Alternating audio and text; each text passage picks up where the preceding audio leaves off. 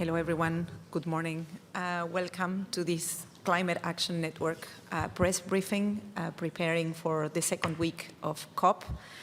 My name is Anabela Rosenberg. I work for Climate Action Network International, a network that represents 2,000 organizations in more than 150 countries.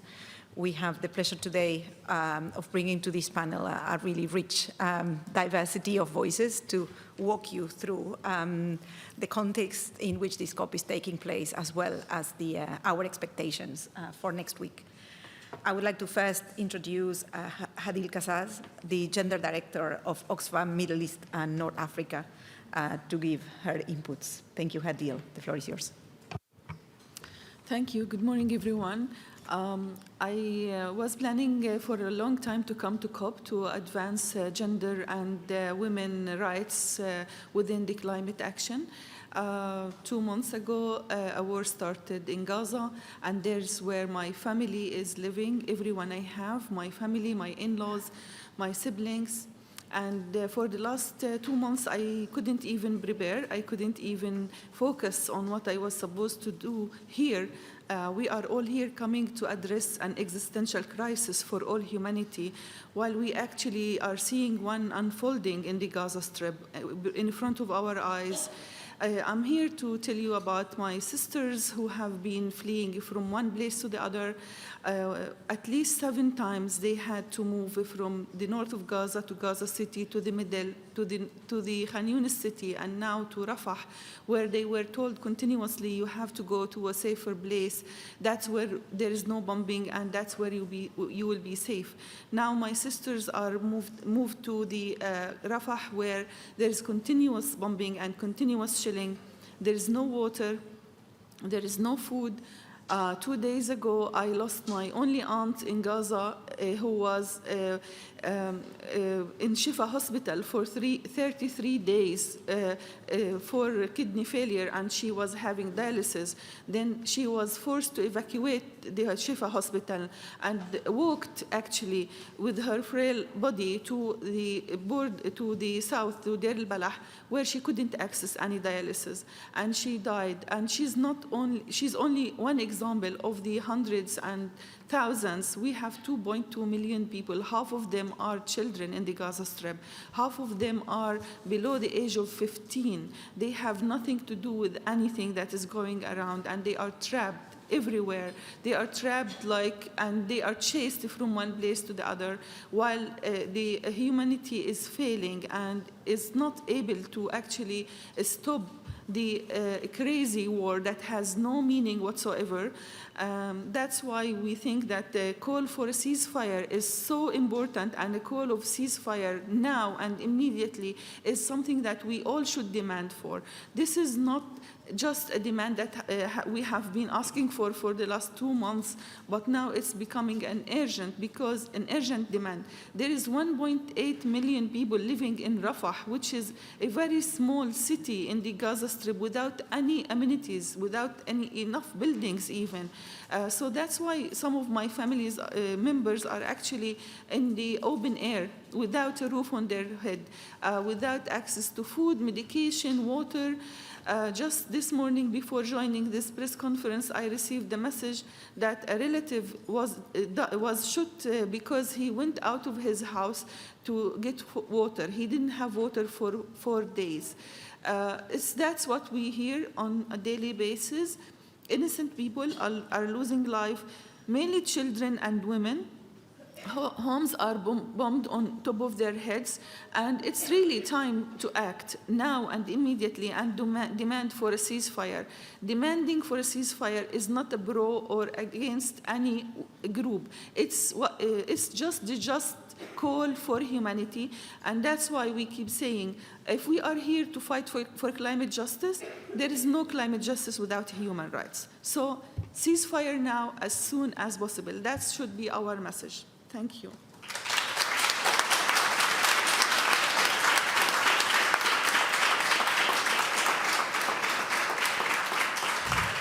Thank you, Hadil, also for bringing the stories of people in Gaza to this room, and we are with you, in solidarity with you, with your family, with your neighbors. in Gaza right now. Tasneem Essop, the Executive Director of Climate Action Network International. Tasneem, hard to follow on this. Yeah. Thank you very much. When we did our opening press panel, we made it very clear that we cannot be at this COP while 2,500 kilometers away from us, there was an unfolding genocide. At the time COP started, the bombs had paused. And we warned that the bombs would start while we were at the COP, and it has recommenced, and you've just heard the story from Hadil about what is going on in Gaza right now. And the horror that is unfolding in Gaza cannot be ignored in this space where we're addressing, as Adil says, an existential crisis, while one is happening right now for many Palestinians. Our United Nations Secretary General Antonio Guterres recently invoked Article 99 of the UN Charter, and in fact, in a tweet he had put out, said, for the first time in his tenure as the Secretary General, he had to invoke Article 99 of the UN Charter, which essentially he did because of the severe risks that people are facing in Gaza right now. And Article 99 is not invoked often. It's a precedent-setting invocation. So we have to be aware that while we also address climate in this COP28, we have to be constantly mindful about the fact that there's an unfolding genocide happening. We came into this COP also with very clear litmus tests for the success of an outcome. One of the biggest measures of success at this COP, of course, was our desire and demand to see an outcome on a just and equitable phase-out of fossil fuels. And we know that there's been no progress in that regard up to now. This week is the last week in which we can get leaders to make that decision. And David will tell you where we are and what we will be doing to ensure that outcome. In this second week, we are also now really facing the risk that there will be no adaptation outcome. No outcome on adaptation finance either, which would be a travesty for this COP. We know that many developing countries, especially the Africa group, made an adaptation outcome their litmus test as well. And so if there's no possible agreement on adaptation, that should be considered a failure as well.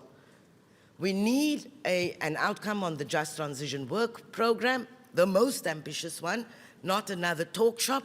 And certainly the GST has to deliver on, a framework for ensuring that the future NDCs are going to be ambitious and in line with the science. So there's a lot of work still out there for us to do and for parties to finalize. And this is, the period of the second week is the crunch time period. And we really have to ensure parties roll up their sleeves and deliver on those key outcomes. So, Annabella, David, I'm sure, and Brandon will give the details. I just wanted to give the high-level overview. Thank you so much, Tasneem. I'd also like to stress that the call for the ceasefire is going to be one of the key demands that civil society is going to be mobilizing around in our Global Day of Action that is taking place tomorrow. I would like now to hand over to David Tong, Global Industry Campaign Manager in All Change International and one of the leads of our energy package work in Climate Action Network, to walk us through the details of our expectations in a couple of minutes. David, over to you. It is very hard to follow those two speeches by jumping straight into talking about the technical details of negotiations. So I will reiterate two words we've heard: ceasefire now. But I've been asked to talk on the energy package, and I want to highlight how there has been a repetition of existing positions in the room, but incredible momentum around this COP and across the world for a full, fair, fast, funded phase-out of all fossil fuels forever. I think it's really important that we acknowledge the momentum that's happening outside the negotiating rooms and the changes in position we have seen over the last 12 months. For 25 years, oil, gas, and coal were the fossilized elephant in this room going unmentioned in formal decision texts. Then in Glasgow, for the first time, a draft decision text referred to phasing out fossil fuels in the power sector. That was weakened in the negotiations to just talking about coal and adding in that dangerous word unabated, opening the door to false solutions and dangerous distractions like carbon capture and storage that are uneconomic, harmful to communities, and simply don't work. The IEA has acknowledged the CCS has a proven history of failure. That's the IEA. Over the last 2 years, there's been incredible momentum, so that we're in a situation now where the outcomes we're seeking would have been unthinkable 3 years ago. Last year, 80 countries called for a phase out or phase down of fossil fuels. Now, we are not just talking about the power sector. Last year, we celebrated that momentum in the power sector. Now, on the first day of this COP, 106 countries called for a phase out or phase down of fossil fuels, full stop, across all sectors. That is because of the power of civil society. We have seen a massive protest movement in the streets outside throughout this year, a huge escalation of people and communities, and governments are being forced to listen. But in the negotiating rooms in the last week, we've seen a repetition of existing positions. We've seen countries saying the same things. There's been a lot of focus on the presidency and on Saudi Arabia, but I want to highlight the 5 planet wreckers, the wealthy countries that have done the most, that are on track to expand the most fossil fuels between now and 2050. The US, Norway, the UK, Australia, Canada. We've seen dirty tricks from wealthy nations like the US disrupting this, negotiations for a phase out. They have not received as much attention as they need to because they need to move across the other negotiating rooms to deliver on adaptation, to deliver on finance, to deliver on the Just Transition Work Program.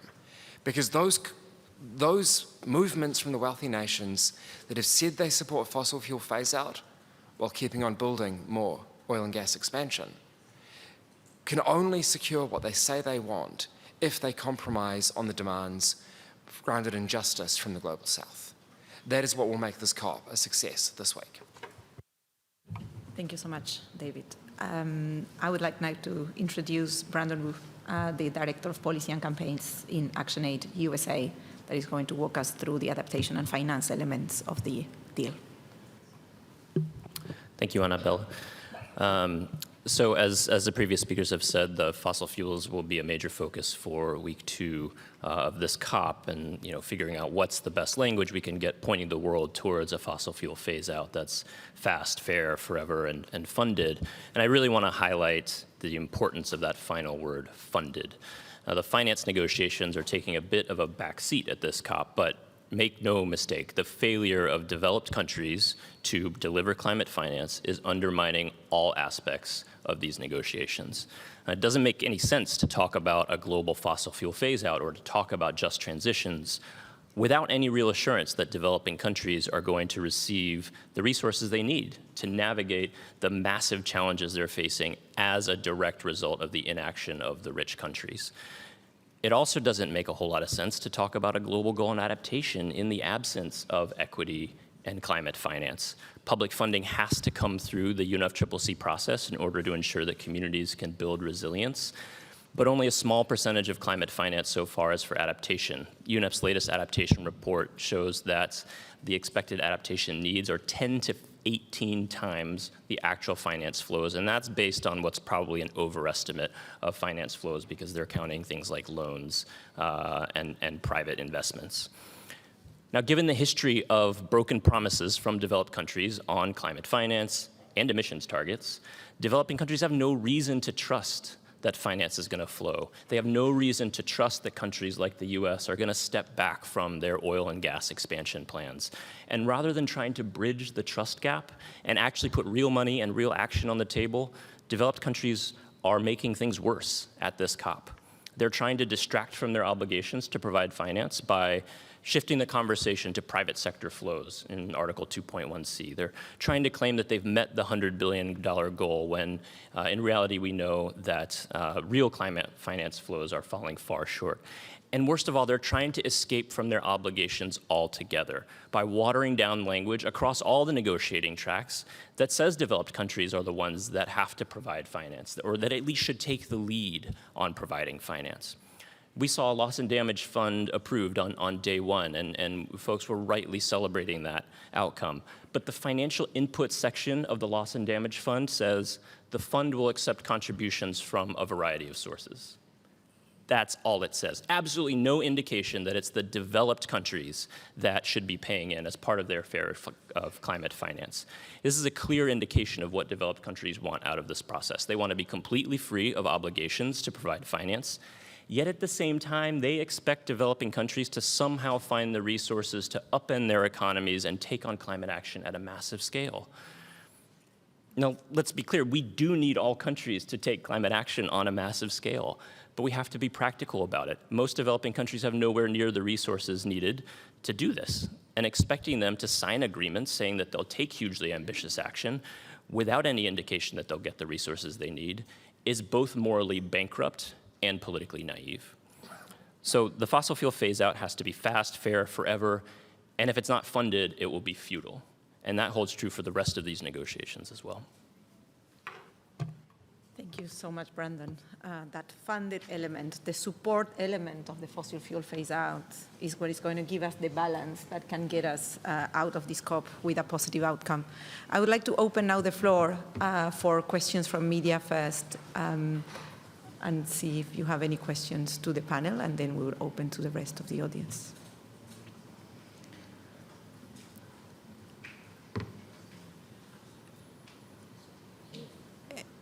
Any question otherwise, or reaction that you would like to bring? Yes, please. Is there a mic? Yes, thank you very much. Yes, hi, Claire Stan from AEF Info. About fossil fuels phase out, are we talking also about methane? Is there any mention of methane? Or is it, only CO2? Thanks. On the margins of the COP, there have been voluntary pledges to address methane emissions. It is critical to address methane emissions as we phase out fossil fuels. We need to do both. It is not enough for the oil and gas sector to say we're addressing methane leakage in our operations while ignoring the 80 to 90% of their emissions that come from their customers burning the oil and gas they sell. Thank you very much. Any other question? I probably have one also for, yes, please go.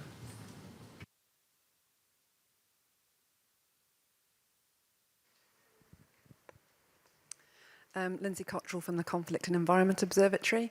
Just like to thank Adele for bringing her personal experiences and reminding the room about the tragedy that's happening in Gaza. It's really general comment as well. We've got obviously many other conflicts around the world, about 54, including Ukraine, of course, and a reminder about the military's contribution to greenhouse gas emissions overall, around about 5.5% at rough estimates. And that's a kind of blind spot in the current UN process. So just to remind the room about that, thank you. Thank you very much. Tasnim, you made that point in one of our statements in the plenary about how much countries were able to mobilize billions for military spending and hardly peanuts for climate support. Are you asking for the floor? No, it was a... Yes, please. Back in the room, there.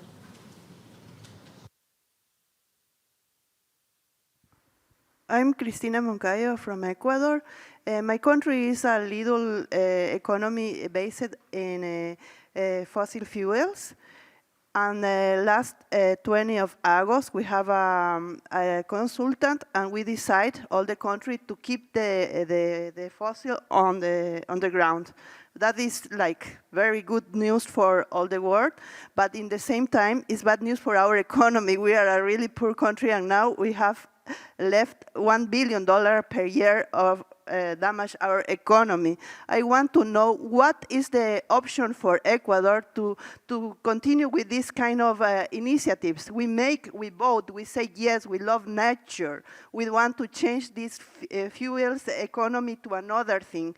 But the real terms is not that easy. We have not other options. We don't develop industry or tourism or nothing. What is the option? Getting more poor? Because if it's not working, we have to vote again and say, no, it's not working. That's why I want to ask you, please, what we can do to continue doing this. We want to protect the earth, but it's so difficult when you are in the poor side of the world. Thank you. Thank you so much for these words. Yes, it's an excellent segue to what we're trying to win in the Just Transition Work Program, where actually this is the place where we are seeing this social, economic, and environmental dimension of climate action being treated, and hopefully taking us into a journey which mechanisms of support for countries, to do this economic diversification, to really figure out what is their development pathway are going to be at the heart. I wonder also, David and Brandon, on this combination of action and financial support, if you would like to react as well. What you've just said is a perfect illustration of why the phase out of fossil fuels has to be fair and funded. We need wealthy countries that have said they want a fossil fuel phase out to open their pocketbooks and support others to do that. There's only one small example where that has begun to happen, which is the Beyond Oil and Gas Alliance has a Just Transition Fund, though unfortunately it is primarily philanthropic funded, not country funded. But that provides one example of a way that there could be support, and there has been support, for some countries to transition off oil and gas. But it is very early days, and it is not a substitute for a fair, funded, differentiated outcome in the negotiations. Yeah, I would just add that this is really one of the goals of the Just Transition Work Program, and one of the things that we're seeing is, for example, the U.S. in its engagement in that work program is really trying to narrow the scope so that we're only talking about specifically workers in the fossil fuel industry rather than a broader agenda around a just transition and social economic justice, right? And this is exactly why narrowing that scope is really dangerous and is not going to serve the needs of people around the world. I want to add one more thing, which is that, of course, the amount of money that we're talking about for something like this, supporting just transitions across developing countries, is going to require a lot of resources. And this is always a question that comes up, well, okay, well, where's the money going to come from? And I appreciate the point that was made about militarism. The US military budget is almost $800 billion every year. The Biden administration, requested an emergency supplemental of over $100 billion to support 2 wars, right? The Treasury Secretary said, of course, she was asked, can the US really support 2 wars at the same time? Can you afford that? And she said, of course we can. Congress just has to give us the money, right? So of course we can come up with $100 billion to support conflict around the world. And yet here we are fighting for $17.5 million for the Loss and Damage Fund. It's literally a rounding error, right? And we know that with climate chaos, we will also have violence. We'll also have, millions of people, risking or already dying or risking death because of the conflicts that are going to come around water, around, very pressing needs for humanity.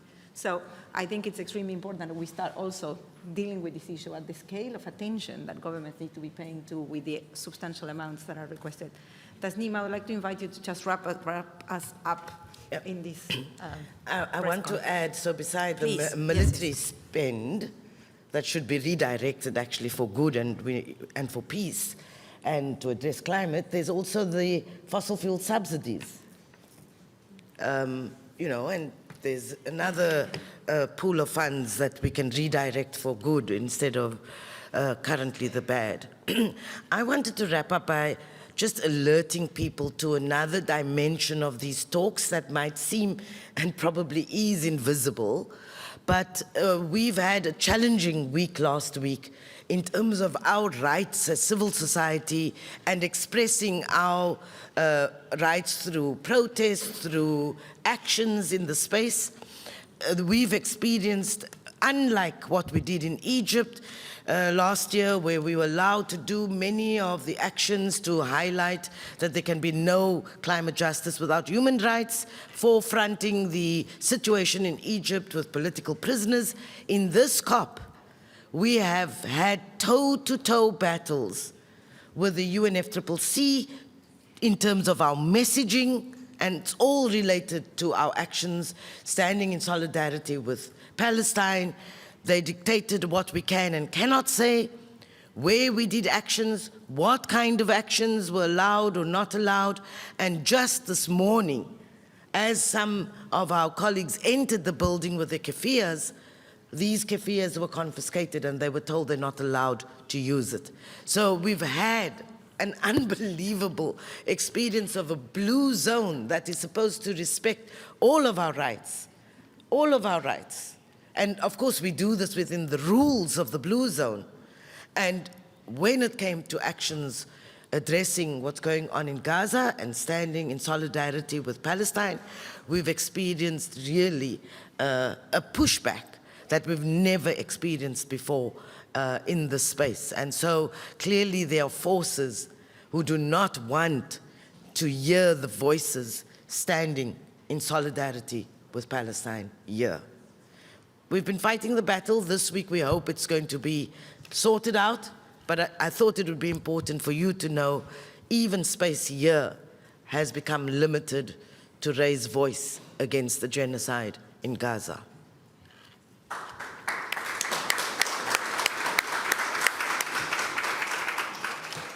Thank you very much. Thank you for coming to this press briefing. We look forward to see you tomorrow, 11:30, same room.